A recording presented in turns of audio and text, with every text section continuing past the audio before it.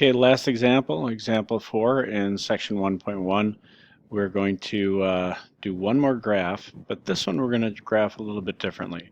You notice we have this function g of x, and g of x is negative 2 times the absolute value of x minus 1 plus 3. They want us to describe the transformations from the graph of f of x equals absolute value of x to the graph of g.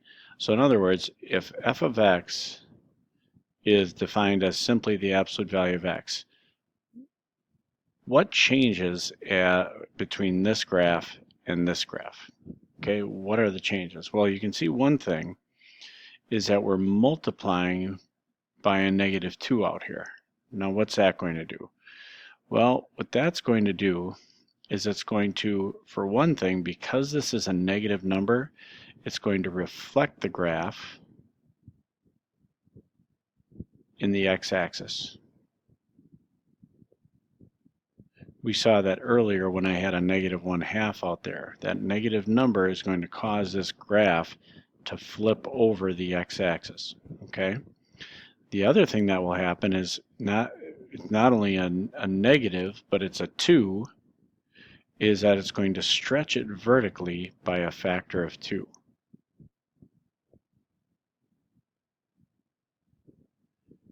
You notice earlier we had problems, and if I can just go back to example 2, I think, yeah, we had a 2 outside. That stretched it out. So that took the graph of absolute value of x and stretched it vertically by a factor of 2. This one shrunk it vertically by a factor of 1/2. It made it wider, and it also reflected it because of the negative. Okay? When we had the 2 inside the absolute value instead, that shrunk it horizontally by a factor of 1/2. Okay? So in this one, it's going to stretch it vertically by a factor of 2 and reflect it. Now this minus 1, that's going to move the graph, shift the graph 1 to the right. And this plus 3 outside is going to shift it 3 up. So shift the graph 3 up. So those are the transformations that are going to take place. Now to graph it, once I realize that, what I can do is first, instead of making a big table, I can do it a little bit easier. Instead of the vertex being at 0, 0, everything on this graph is going to shift 1 to the right and 3 up. So what I'm going to do is shift that vertex 1 to the right and 3 up. So now the new vertex will be right there. Then from there, I can just find one other point. I don't have to find 4 or 5 of them. So pick a number other than 1, because we know it's a vertex. Let's say I pick 0, for example, because 0 is easy to put in. If I find what's happening when x is 0, I can figure out another point and then just use symmetry. So 0 minus 1 is negative 1. The absolute value of negative 1 is 1. Negative 2 times 1 is negative 2 plus 3 equals 1. So when I put 0 in for x, I get 1 for the y value.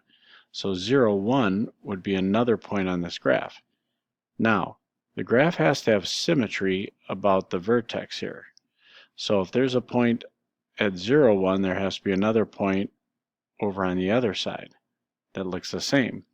And so now what I can do is I can draw a picture of that. Let me, yep, get a good color there, and this should work. So it's going to look kind of like this.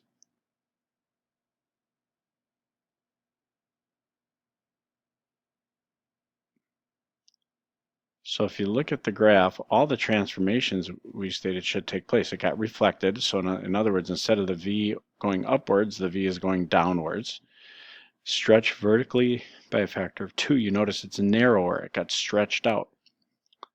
And then it got shifted 1 to the right and 3 up. So the vertex is 1 to the right and 3 up. And there you have your graph. And that's it for section 1.1.